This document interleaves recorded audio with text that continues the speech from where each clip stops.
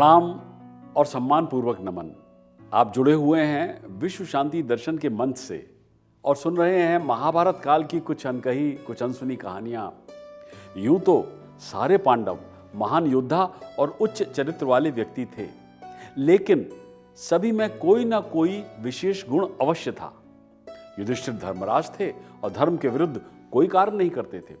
भीम उस युग के सर्वाधिक बलशाली व्यक्ति थे और अर्जुन जैसा धनुर्धर उस समय कोई था ही नहीं। नकुल उस काल के सर्वाधिक सुंदर व्यक्ति थे और सहदेव की भांति सहनशीलता विश्व में किसी और के पास नहीं थी। लेकिन इसके अतिरिक्त सहदेव के पास एक ऐसी शक्ति थी जो किसी अन्य पांडवों के पास नहीं थी। वे त्रिकालदर्शी थे और भूतकाल, वर्तमान और भविष्य में होने वाली घटनाओं का पूर्ण ज्ञान रखते थे। मगर उनकी ये शक्ति जन्मजात नहीं थी, बल्कि ये उन्हें अपने पिता से आशीर्वाद स्वरूप मिली थी। कई प्राचीन ग्रंथों में यह वर्णन है कि जब पांडवों के पिता महाराज पांडु श्राप के कारण मृत्यु को प्राप्त होने वाले थे, तो उन्होंने कुंती, माद्री और अपने 5 पुत्रों को बुलाकर कहा, मेरा अब अंतिम समय आ पहुंचा है, किंतु मुझे इस बात का दुख है कि मैं अपना संचित ज्ञान तुम में से किसी को भी नहीं दे सकता। मेरी मृत्यु के पश्चात ये सारा ज्ञान व्यर्थ हो जाएगा। मेरे पास अब अधिक समय नहीं है, इसलिए तुम में से कोई मेरे मस्तिष्क का भक्षण कर ले, यानी उसे खा ले, ताकि मेरा सारा ज्ञान उसे मिल जाए। पांडव वैसे ही अपने पिता की स्थिति देखकर शोक में थे। उस पर इस प्रकार का कार्य करना, यह सोचकर वे 5 कांप उठे। किसी को यह एहसास नहीं हुआ कि वो अपने मरते हुए पिता के मस्तिष्क को कैसे खा सकेगा। किसी भी पुत्र को अपनी आज्ञा पूर्ण न करते देख पांडु बड़े दुखी हुए और गहरी निश्वास लेते हुए अपनी मृत्यु की प्रतीक्षा करने लगे। पिता को उनके अंत समय में इस प्रकार दुखी देखकर अंततः सहदेव इस भीषण कृत्य को करने के लिए आगे बढ़े। वो आगे आए। उन्होंने पांडु के मस्तिष्क के 3 हिस्से किए। पहला हिस्सा खाते ही सहदेव को भूतकाल में हुई सारी घटनाओं का ज्ञान हो गया। दूसरा हिस्सा खाते ही उन्हें वर्तमान का, और तीसरा हिस्सा खाकर उन्हें भविष्य में सारी घटनाओं का, होने वाली घटनाओं का ज्ञान हो गया। इस प्रकार अपने पिता के आशीर्वाद से सहदेव त्रिकालदर्शी बन गए। इधर महाभारत का युद्ध होना तय हो चुका था। अंतिम प्रयास के रूप में श्री कृष्ण हस्तिनापुर गए, किंतु मूढ़ कौरवों ने उनका भी अपमान किया और उन्हें केवल 5 गांव देने के प्रस्ताव को भी अस्वीकार कर दिया। कृष्ण को तो खैर यह पता ही था कि यह युद्ध किसी भी स्थिति में टल नहीं सकता था। जब भीष्म और द्रोणाचार्य ने दुर्योधन के हठ की ऐसी पराकाष्ठा देखी, तो वे भी समझ गए कि कुरुवंश के नाश का अब समय आ गया है। युद्ध की तैयारियां आरंभ हो गई थी और उसके लिए स्थान और दिन निश्चित करने की बात आई। जब स्थान नियत करने का प्रश्न आया, तो श्री कृष्ण और भीष्म ने एक स्वर में कुरुक्षेत्र के सम्यक पंचक प्रदेश का चुनाव किया।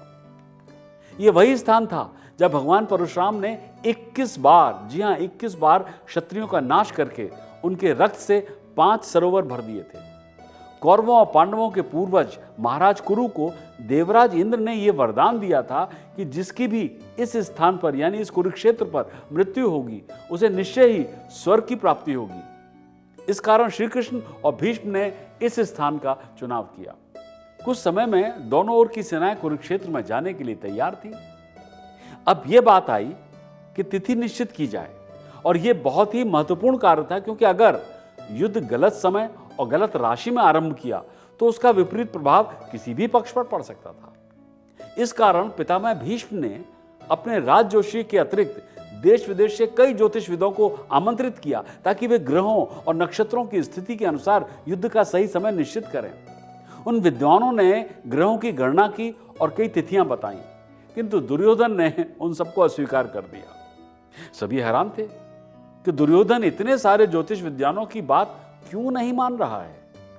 और फिर एक दिन अचानक दुर्योधन अकेला ही पांडवों के शिविर की ओर चल पड़ा। उसे इस प्रकार दूसरे पक्ष में जाते देखकर कर्ण और उसके अन्य भाई भी उसके साथ हो लिए। जब उनके प्रधान सेनापति भीष्म को इस बात का पता चला, तो वे भी द्रोणाचार्य के साथ उनके पीछे पीछे चल दिए। उन्हें आशंका थी कि कहीं दुर्योधन अपने क्रोध में समय से पहले ही युद्ध की स्थिति न उत्पन्न कर दे। दुर्योधन और इतने सारे योद्धाओं को अपने शिविर की तरफ आते देखकर भीम और अर्जुन को शंका हुई और वो युद्ध के लिए तत्पर होने लगे। अपने भाइयों को इतना उत्तेजित देखकर युधिष्ठिर और कृष्ण ने उन्हें शांत किया। दुर्योधन के वहां आने पर उन्होंने उसका स्वागत किया और आने का कारण पूछा। तब दुर्योधन ने कहा कि सहदेव से वो कुछ परामर्श करना चाहता है। दुर्योधन की ऐसी बात सुनकर सभी आश्चर्य में पड़ गए। दुर्योधन जैसा मानी व्यक्ति जिसने आज तक भीष्म पितामह और गुरु द्रोणाचार्य का परामर्श नहीं माना, सहदेव से क्या परामर्श लेना चाहता है? किंतु वे दुर्योधन के अनुरोध को ठुकराना नहीं चाहते थे। इसलिए सहदेव आगे आए और दुर्योधन से पूछा कि वो उनसे क्या सलाह लेना चाहते हैं। तब दुर्योधन ने कहा, हे अनुज, अब तो युद्ध निश्चित हो ही गया है। दोनों ओर की सेनाएं आमने सामने हैं, किंतु बिना शुभ मुहूर्त के युद्ध आरंभ नहीं हो सकता। मैं जानता हूं कि तुम त्रिकालदर्शी हो, साथ ही तुम जैसा ज्योतिष विद्वान आज पूरे विश्व में नहीं है। अतः तुम अपनी विद्या का प्रयोग कर इस युद्ध को आरंभ करने का शुभ मुहूर्त निकाल कर हमें बताओ। दुर्योधन को इस प्रकार बोलते देखकर कौरवों के साथ साथ पांडव भी आश्चर्यचकित रह गए। तब अपने भाई को समझाते हुए दुशासन ने कहा, भैया यह आप क्या कह रहे हैं? आपने स्वयं कहा है कि सहदेव त्रिकालदर्शी हैं, किंतु उससे पहले वो हमारा शत्रु है। अगर उसने जानबूझकर हमें गलत मुहूर्त बता दिया तो हम ये युद्ध अवश्य हार जाएंगे। अतः यही उचित होगा कि पितामह ने जो ज्योतिष विद्वान बुलाए हैं उनके द्वारा निश्चित गए मुहूर्त पर हम युद्ध करें। तब दुर्योधन ने कहा, दुशासन, मुझे इस बात का पूर्ण विश्वास है कि सहदेव किसी भी परिस्थिति में हमारे साथ छल नहीं करेंगे। ये उसका स्वभाव ही नहीं है। मैं जानता हूं कि कृष्ण भी त्रिकालदर्शी हैं और मैं युद्ध का मुहूर्त उनसे भी पूछ सकता था, किंतु मुझे उन पर विश्वास नहीं है। वे अवश्य हमारे साथ छल कर सकते हैं। औरों की क्या बात, इस विषय पर तो मैं स्वयं धर्मराज युधिष्ठिर की भी बात नहीं मानूंगा, उनका विश्वास नहीं कर सकता। किंतु मुझे इस बात का विश्वास है कि सहदेव कभी भी हमारे साथ छल नहीं करेंगे। दुर्योधन की इस बात का भीष्म और द्रोणाचार्य ने भी अनुमोदन किया। उनकी आज्ञा के बाद सहदेव ने युद्ध का मुहूर्त बताना स्वीकार किया। अगर वे चाहते तो ऐसा मुहूर्त बता सकते थे जिससे पांडवों का फायदा होता और वो आसानी से युद्ध जीत जाते, किंतु सहदेव ने ऐसा नहीं किया। सहदेव ने युद्ध का मुहूर्त ऐसा रखा जब ग्रह और नक्षत्र न तो पांडवों के लिए फलदायी हो और न ही कौरवों के लिए, ताकि इस युद्ध का जो भी निर्णय हो वो केवल अपने बाहुबल के बल पर हो। उनके बताए गए शुभ मुहूर्त पर ही युद्ध लड़ा गया और पांडवों ने अपने पौरुष और श्री कृष्ण की सहायता से युद्ध में विजय प्राप्त की। आप कह सकते हैं कि त्रिकालदर्शी होने के कारण सहदेव को महाभारत में होने वाले युद्ध और उसके विनाश के बारे में पहले ही पता था। तो फिर सहदेव ने इस युद्ध को रोकने का प्रयास क्यों नहीं किया?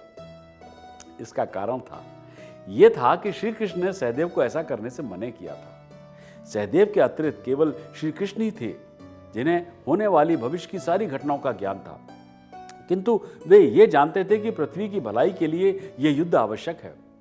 और यही कारण था कि उन्होंने सहदेव को भी किसी को भविष्य में होने वाली घटनाओं के बारे में बताने से मना किया था, ताकि महाभारत का युद्ध होकर ही रहे।